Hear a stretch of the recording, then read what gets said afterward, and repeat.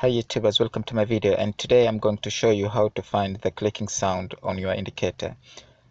If you have lost, for example, your indicators are working but you don't hear the sound, there are many reasons for that, but what I found out from the new cars that the clicking sound, it's connected with the speaker.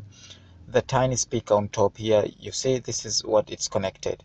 So few days I upgrade my radio to the Android one, and what I've done is I've cut two wires for the front speakers from the original radio and connected with sat nav, because I didn't want to lose the original radio stations.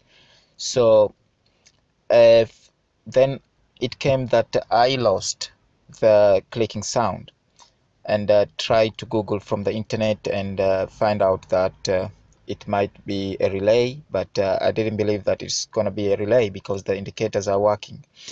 So I tried to do my homework, and I find out that the two wires which I cut for the speakers, those are responsible for the clicking sound, which is my front speaker. So when I check behind my radio, the two front speaker wires have gone.